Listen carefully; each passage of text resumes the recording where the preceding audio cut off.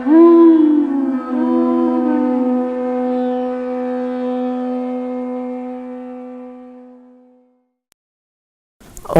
Jnana-timirandasya Ganagana Shalakaya Chaksur Unmilitam Jaina Tasmai Shri Gurave Namah.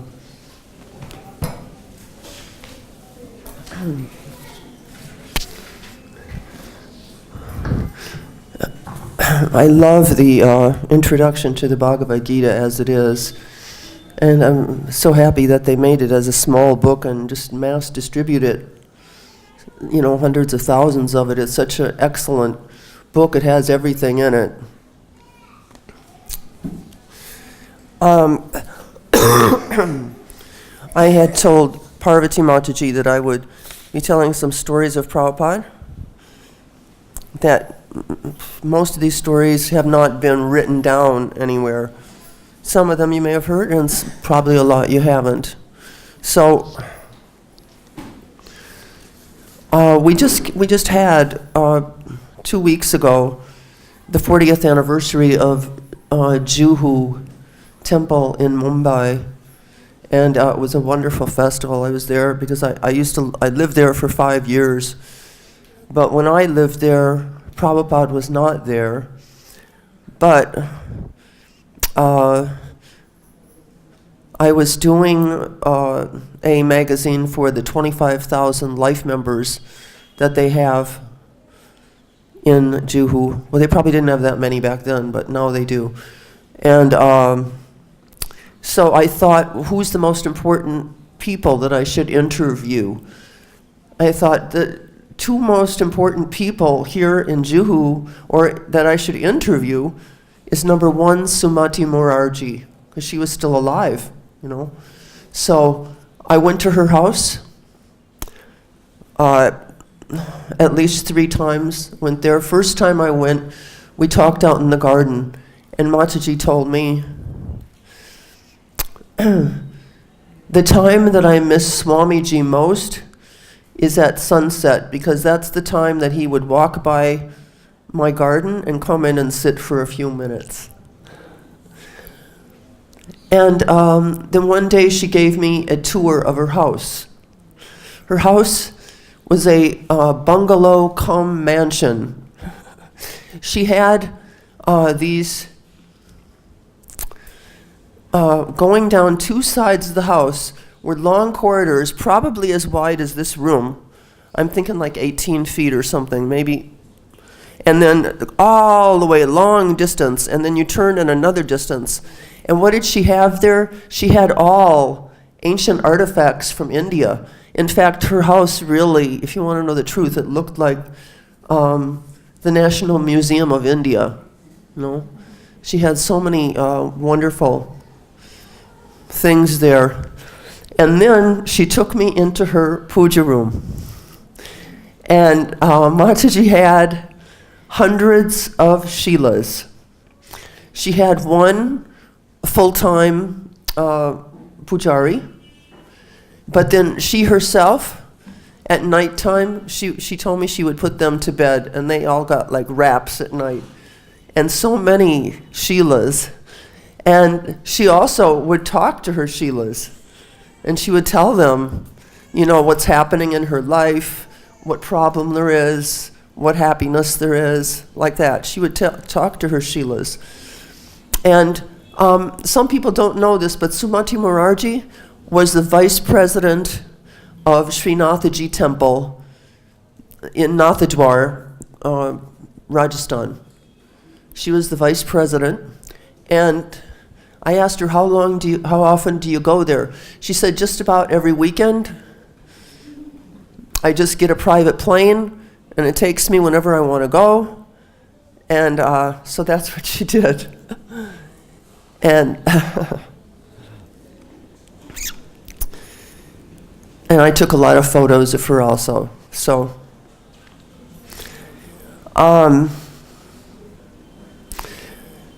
the second person in Juhu who did the most to help Srila Prabhupada was Mr. P.L. Shetty. Have any of you heard of him? Yes. Mataji did. Mr. P.L. Shetty was living when I was there. So I was there in Juhu from 1990 to 1995 for 5 years. So Mr. Shetty was alive at that time. Of course, both of them, Sumati Moraji and Mr. Shetty, have passed since. But Mr. Shetty told me a bunch of wonderful stories that actually, right now, because they had that 40-year festival, there's so many new books about Juhu. There's Lokanath Swami's book. Giriraj Swami, his book is coming out. And even Juhu Temple put out a book to give to everybody that was at the festival. And so there's so many books. But these stories that I'm telling you, I don't believe they're not in any of the books. Okay? So, this story kind of exhibits how much faith Mr. Shetty had in Prabhupada. So, in 1973, just before the Shetty family moved into their Juhu house, they had a house in Juhu scheme. Prabhupada told them, you name this house Vrindavan. And they used to have devotees over all the time. And they would say, if anybody's sick, if anybody, wants to be taken care of, please come to our house. They were so kind. So in 1973, just before moving into their house, Mr. Shetty was ill for 3 months. What he had was the nerves on his neck were badly entangled. And the doctor told him that if he had any sudden move, he could die at any moment. The doctor told him that. He could not even lift a cup of tea with his hand. He was completely debilitated. So the doctor told him, you need an operation. Unfortunately, the doctor to do this operation is not here in India. You're going to have to go to the UK. So please book a flight to London, and we'll set up the operation for you. So Mr. Shetty booked a flight to London. And then they found out that Srila Prabhupada had arrived in Juhu. So they located, he had arrived in Bombay, put it that way, because he wasn't in Juhu. But they located Srila Prabhupada. He gave Mr. Shetty his garland. He was so concerned to see Mr. Shetty's state of health that he canceled his appointment that day in Valkashar and went to Goregaon in Bombay, where the Shettys were staying. So Mr. Shetty had a lumbar belt and a type of neck brace on. Srila Prabhupada just looked at him and said, life and death are not in the hands of the doctors. Remove these belts. Mr. Shetty immediately started crying, Mr. Shetty's wife. And his son, Brij Mohan, his second son, was so scared that he had tears in his eyes, and he said, Swamiji, what are you doing? It is against the medical advice. Srila Prabhupada continued, there is no need of going to London. You need to get in a proper massage on your neck. Srila Prabhupada prescribed the Ayurvedic medicine, Yogendra Ras, which is a nervine tonic, and which, by the way, Srila Prabhupada also took Yogendra Ras. And Srila Prabhupada told him,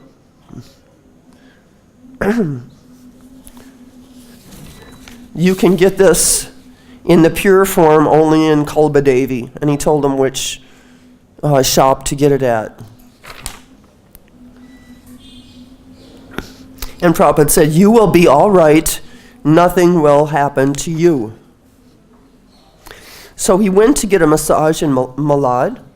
After 15 days, he was fine, without surgery.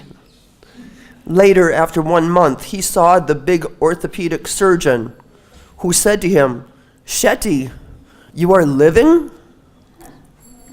I thought something must have happened to you. And you are driving the car?" Mr. Shetty told the doctor, "What you doctors cannot do, my Guruji did for me." He had full faith in Srila Prabhupada.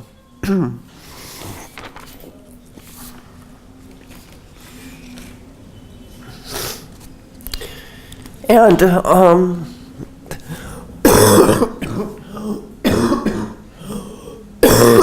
excuse me.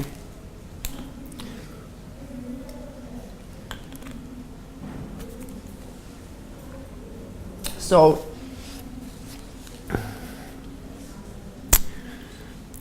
Mr. Shetty also had the habit of booking here in Vrindavan, the Banki Bihari temple. They have, you can book a full bungalow, a flower house, and he did it for Srila Prabhupada every single year. And you have to book it 1 year ahead of time. So he did that for Prabhupada.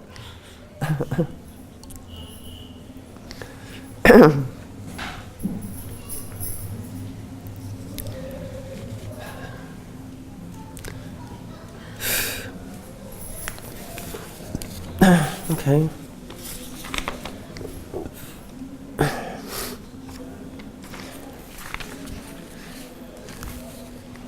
This story is from His Holiness Trivikram Swami.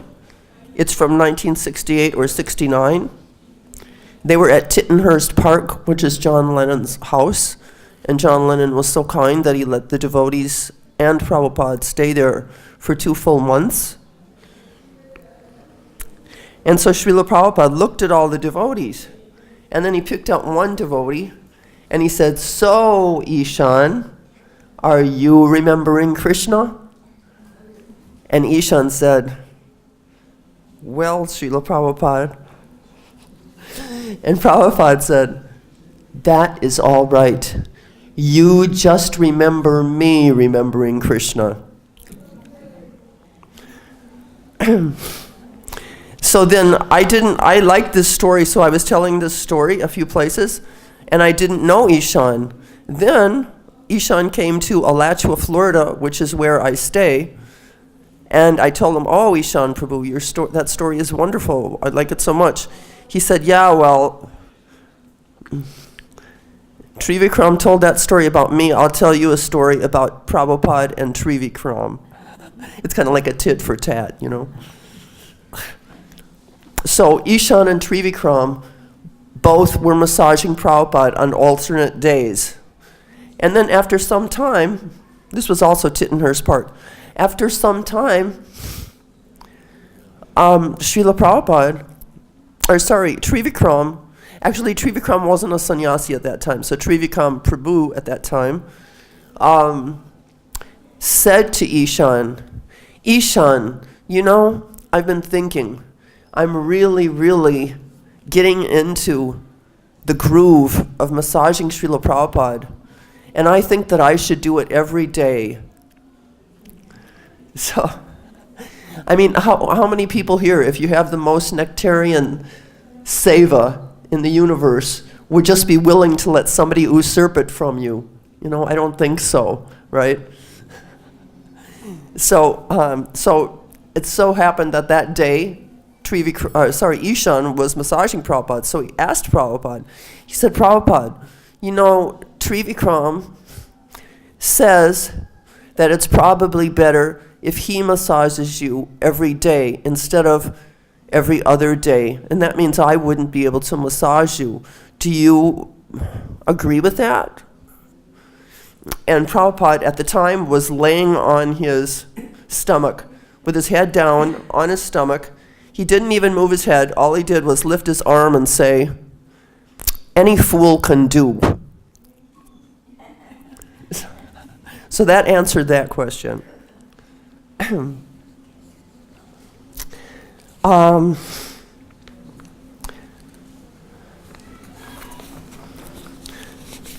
Some of you may have read, I don't know if you did or not, but a few years ago they had some story in one of the websites, probably like Dundavats.com.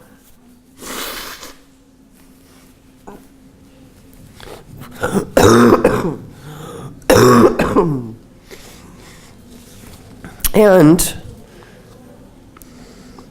they were telling, the story is how John Lennon got the mercy of Krishna at the time of his death. And when I read that story, it was just like a little announcement in there.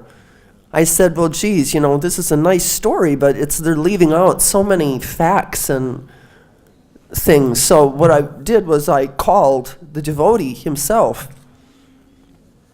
What happened on December 8th, 1980, the New York temple was on West 55th Street in Manhattan. Bakula Devi and Sarottam's daughter, Shringar, was born in the temple in the morning. But by the afternoon, she had developed a cough. So they asked K.C.H. Prabhu to drive them to the ER at Roosevelt Hospital, which was 4 blocks, West 59th Street. But these blocks in New York are very long, let me tell you. At the hospital, they were taken to a room. A lady doctor was examining the baby when she was called out of the room for a big emergency. Sarottama followed the doctor. Yoko Ono was walking alongside a stretcher with John Lennon on it. He was facing down, lying on his stomach. He had been shot outside his home at the Dakota Apartments on West 72 Street. So, this is north of this Roosevelt Hospital, and the temple is just south. So the hospital is kind of in between, the temple and John Lennon's house. So that's how this happened. So Yoko saw Sarottama Prabhu and said, "John, the Hare Krishnas are here." A moment later, he expired. And then at that time, the New York Times, which Prabhupada said was the biggest newspaper in the biggest city in the world, interviewed Sarottam because he was there.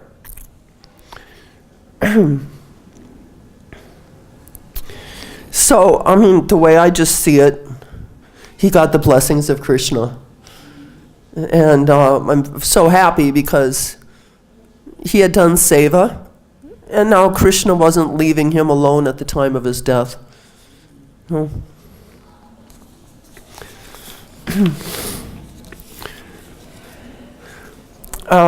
have a god sister. Her name is Purnamasi Devi. She was living in Los Angeles in 1972 or 1973.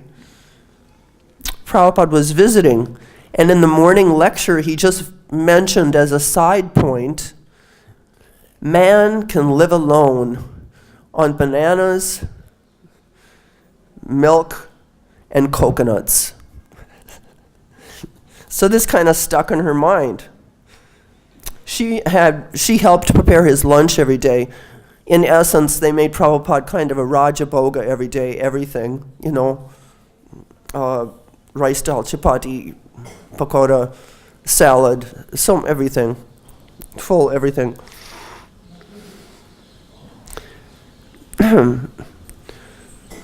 Chutney, sabjis. So she thought about what Prabhupada had said in the class. So she said, I'm going to make Prabhupada a salad with coconut, bananas, and whipped cream. So that day when they served him, Srila Prabhupada did not touch the other prasadam that day for lunch, but he ate 2 bowls of her salad.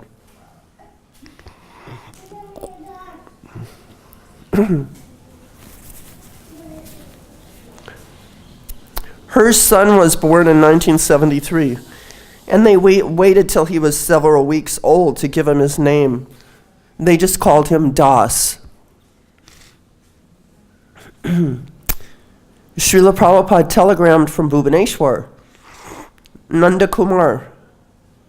Nanda Nanda. He said this was the baby's name now, Nanda Nanda. Then in February 1975, Prabhupada stopped in LA on his way to Mexico. He told Shruti Kirti to call Nanda Kumar, who's the father of the child, and Shruti Kirti, his servant, was there, and he offered them each $50. Nanda Kumar would not take it. He said, I cannot take from you, Srila Prabhupada. You are my guru. I should only serve you. Srila Prabhupada said, this is for your sons.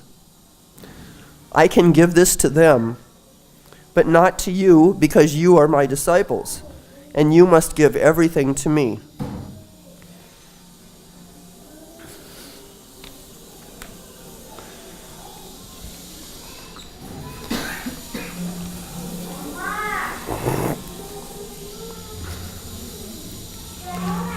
I got this story from His Holiness Mukunda Swami, Mukunda Maharaj. Must be Goswami, Mukunda Maharaj. So in 1967, they were in San Francisco, just right when they opened up the temple there. And at that time, there was a famous poet in America called Allen Ginsberg. So the main body of people in America knew of this person because he was famous. And this person was chanting Hare Krishna. He had been to India, bought a harmonium. So they were in San Francisco, and somebody asked Srila Prabhupada, are you Allen Ginsberg's guru? Srila Prabhupada answered, I am nobody's guru. I am everybody's servant. Then very low, almost to himself, he said, actually, I'm not even a servant. A servant of God is no ordinary thing.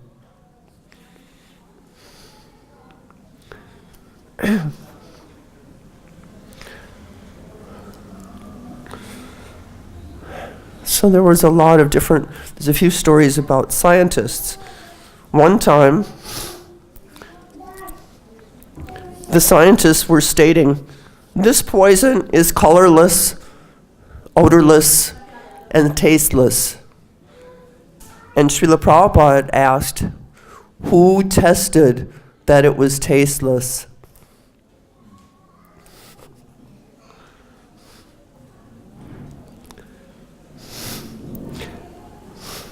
Now, not all scientists accept the Big Bang Theory. There's a biologist from Princeton University in the United States. His name is Dr. Edwin Godwin. And he compares the chance of a planet such as ours arising from a Big Bang to the likelihood of an unabridged dictionary resulting from an explosion in a printing shop. To give another example, if we understand the complexity of matter, then we have to understand that there must be a creator. For example, a complicated Swiss watch must have a watchmaker behind it.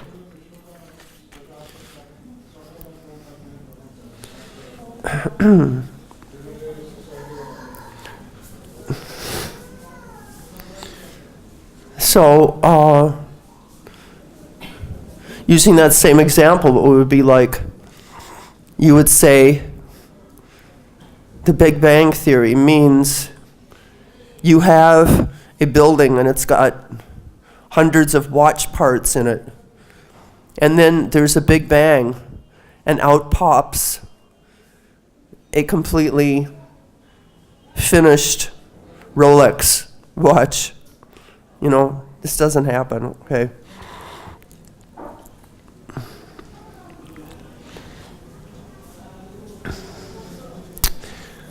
In 1970 in Calcutta, Achyutananda was debating with a gentleman about who was more important, Lord Chaitanya or Krishna. So they're kind of like, you know, for Krishna you can say, Krishnastu Bhagavan Swayam, Ishvara Parama Krishna. For Lord Chaitanya, you know, you can say Bhaja Shri Krishna Chaitanya, Radha Krishna Nahi Anya. So they weren't getting anywhere. So then Srila Prabhupada entered the room.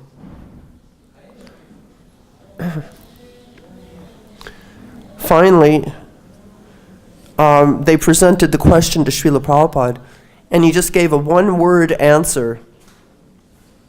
He said, Radha.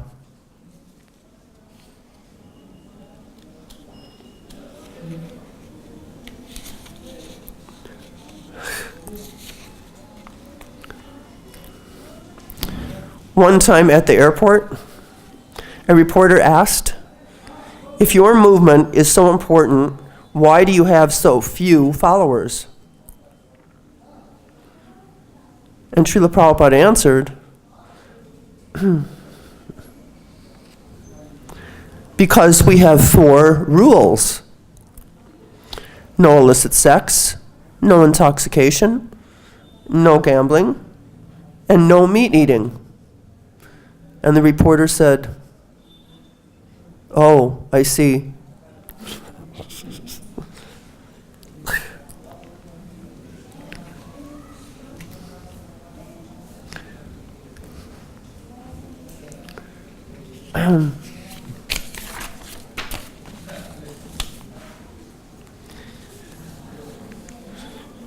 I was giving some lecture at Bhaktivedanta Manor in London, and one of the devotees there, my godbrother, his name is Kishore Prabhu, and his wife is Sri Kama Devi. They told me this story, because actually they are from Scotland, no?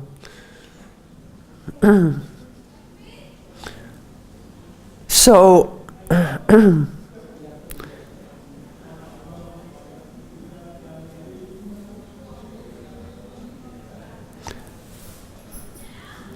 someone asked Srila Prabhupada, is it possible for a pure devotee to ever forget Krishna? Srila Prabhupada closed his eyes and opened them and looked at Radha Gokulananda. Every day I pray to Krishna, please don't let me fall down. Kishore says now, Srila Prabhupada meant no one is beyond the pull of Maya, not even me. So they went to Glasgow, and Prabhupada was only there once. This was 1972. For 2 days, one night in Edinburgh, and then Glasgow. And they had a program in a rough area, in a hall. First a lecture, then a big kirtan after the lecture. Some young street kids came in, and they were kind of like, you could say street urchins, or I say ragamuffins. You know, they were rough kids from the rough neighborhood, maybe age anywhere from like 8 to 14. So they came in, but what they did, when they came in, they immediately went on the stage where Prabhupada and the devotees were chanting, and they were jumping up and down dancing. So some of the older devotees kind of looked at each other, and then they started to get up to remove these kids. And Prabhupada said, no, leave them. They are devotees.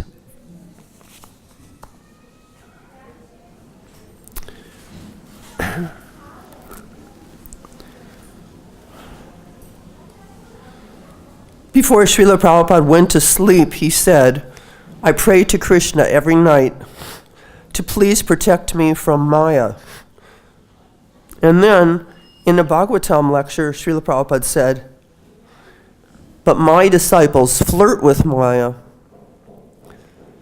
And actually, I think, a lot of devotees actually embrace Maya, not just flirt with Maya. So,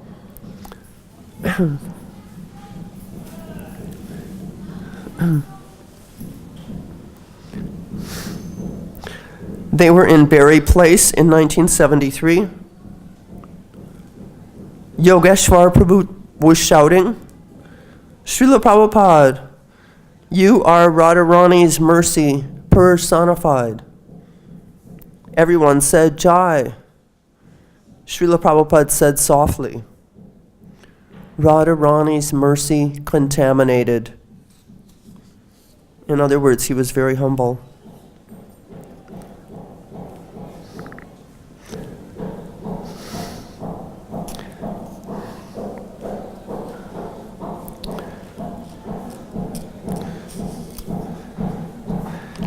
At the end of Prabhupada's life, it was 1977.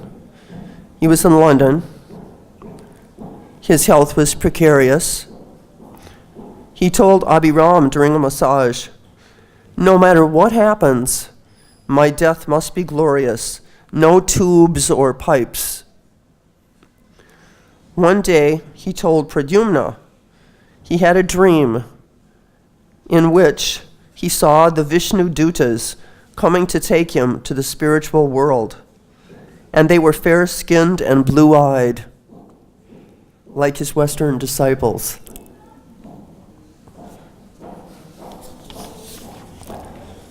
Oh,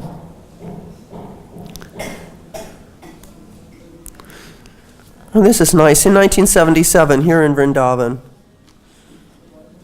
Prabhupada was very sick, and Srila Prabhupada said, this Krishna Balaram Mandir is 100 times every other temple in the world.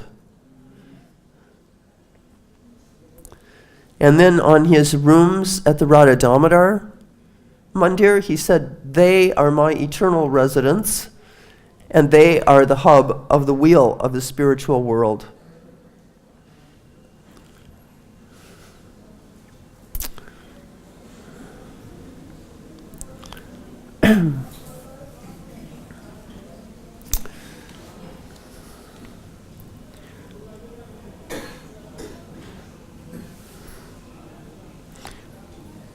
Okay, so one time a devotee asked Srila Prabhupada, Srila Prabhupada, what is humility?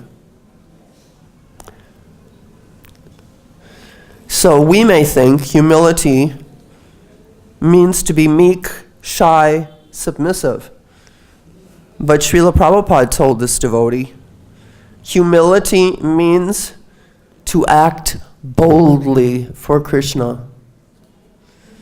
So I took that kind of to mean, because I distributed books for many years, and sometimes you're doing fine, you're absorbed in the internal potency, and some days you're not, but you have to go out anyway. So, means to act boldly for Krishna even if you don't want to. So that's real humility.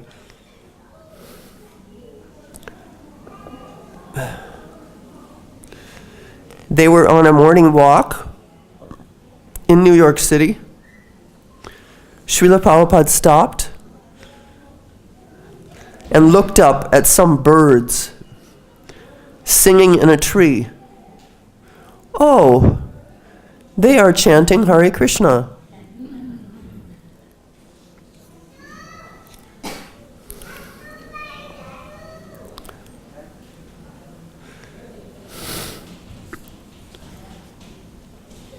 In 1976, Srila Prabhupada went to Chandigarh.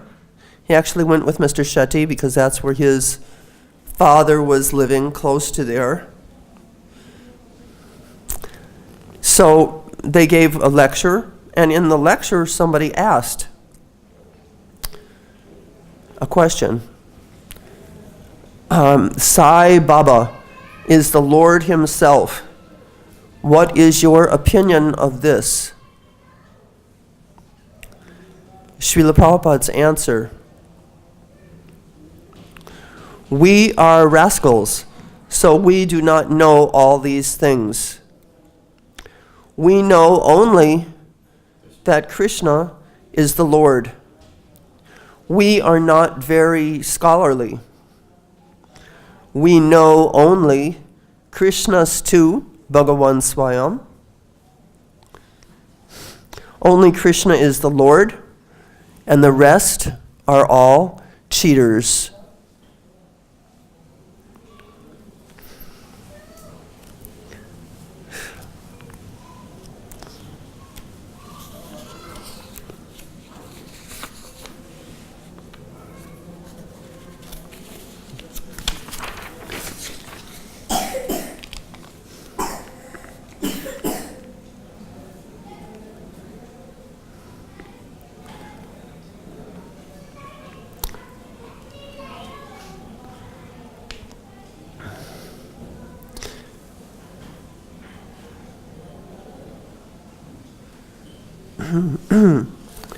In Juhu, in Bombay, in 1977, Srila Prabhupada was interviewed with Mr. Koshi, the assistant editor of the magazine The Current. Question, this was his question. There are millions like me who do not see how it is sinful to drink tea and coffee. Srila Prabhupada's answer. Millions of zeros do not mean one. Zero is zero. If there are 7 million zeros added together, you cannot make one.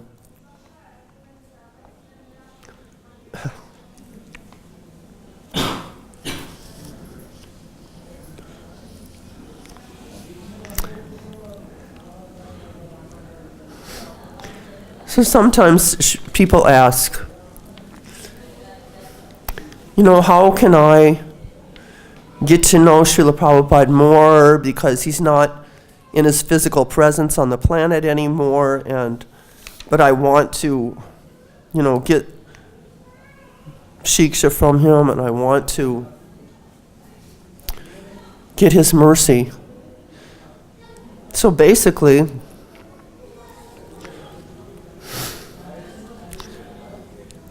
Srila Prabhupada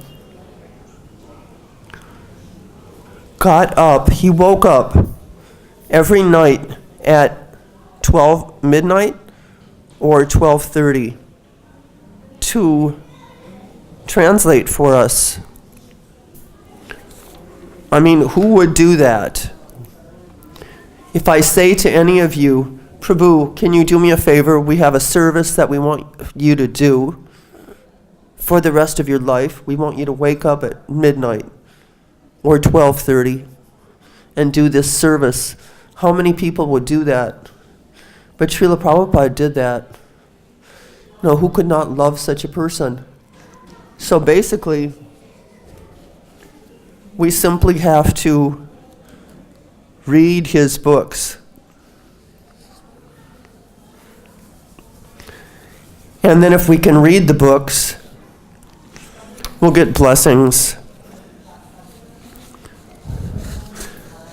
One time this was early, 1967, from Vrindavan, Srila Prabhupada wrote, "Never think that I am absent from you. Physical presence is not essential. Presence by message or hearing is real touch. Lord Krishna is present by his message, which was delivered 5,000 years ago.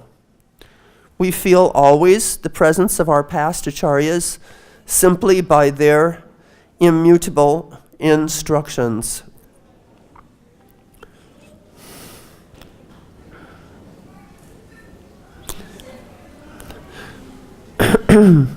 One time, Yamuna Devi, my god sister, who has since departed, but there was a young sannyasi disciple of a different guru visited her and said that Srila Prabhupada had only given the ABCs of Krishna Bhakti. He added that unless she joined his guru's mission, no advancement would be made. Jamuna replied, "When I feel as though I have understood 1/10,000th of a drop of the ocean of what Srila Prabhupada gave us in however many lifetimes that takes me, then by his grace he may give me more."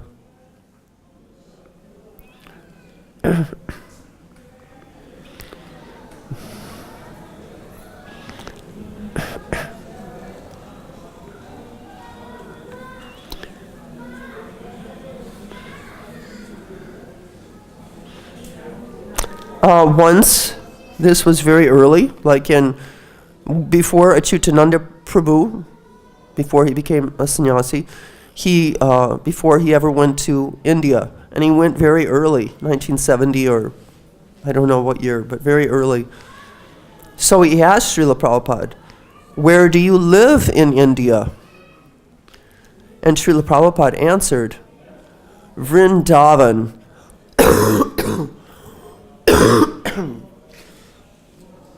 Achyutananda asked, "What is it like?" Srila Prabhupada, "Oh, you can become more Krishna conscious in one day in Vrindavan than 10 years in America."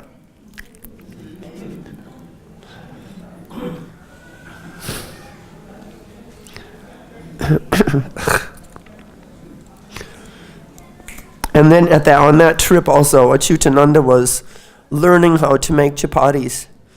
So he said, "How should this dough be, Prabhupada?" So Prabhupada said, "Make the dough as firm as this." And he reached over and pulled Achyutananda's earlobe, this part down here. "Make it as firm as this," which is not very firm, So he said, "That's how you make chapatis."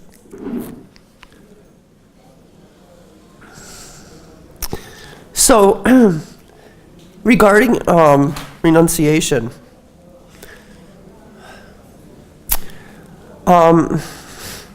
we had a god brother named Hayagriva Prabhu. He was a university professor before he joined the Hare Krishna movement. And so one day, he was a very larger-than-life personality. He was like a character, okay? So one day, he made a dramatic announcement in front of Srila Prabhupada and the assembled devotees. He said, "I'm going to renounce the world." Srila Prabhupada just looked at him and said, "The world does not belong to you. Therefore, how can you renounce it?"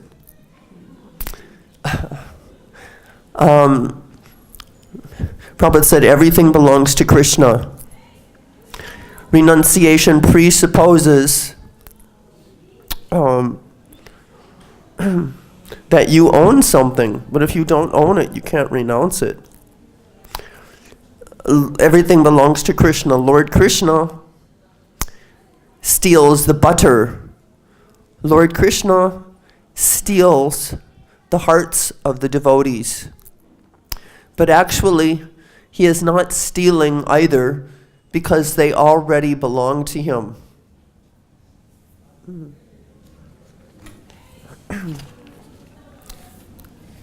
So he is not stealing or cheating.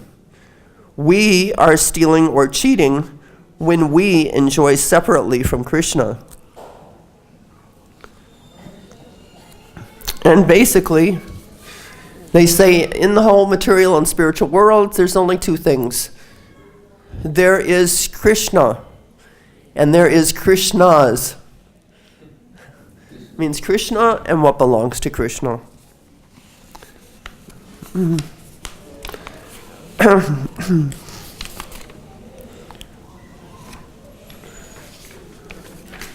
This is a very, there was a blind Christian, a Christian pastor, and he was a gospel and blues singer. And he was a little famous in America. If you look on YouTube now, you can find him. A lot of his songs are there. His name was Reverend Gary Davis. And sometimes they called him Blind Gary Davis. He was born the same year as Prabhupada, 1896, and he lived till 1972. So he asked Srila Prabhupada, what is it that we should ask from God? I mean, good question, right? What is it we should ask from God? So Srila Prabhupada said, we should ask for His love.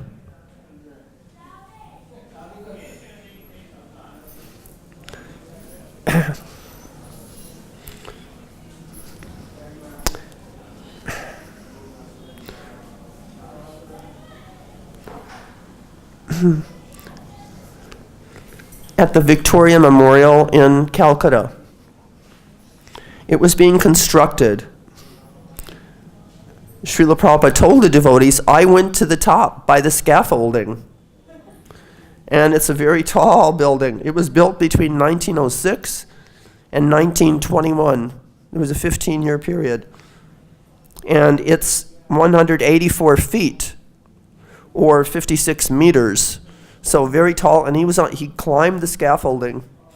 He didn't say what year, but I'm imagining he would have had to have been probably like 16 to 18 or 19, I'm imagining, when he did it. So,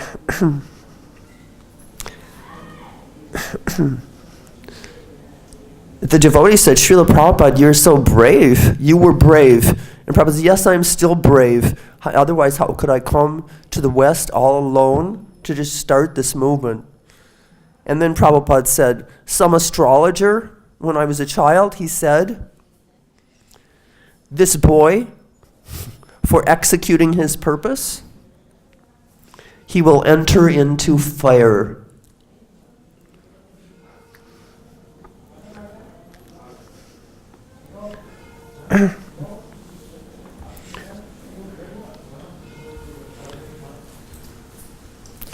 I guess I can tell one more story since we started late. I don't know.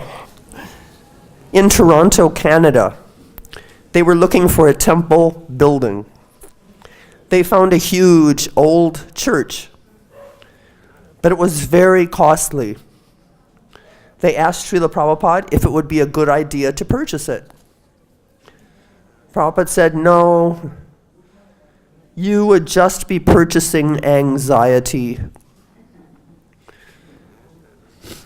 Then, when Srila Prabhupada visited, they took him to see it because they really didn't have too many other places available.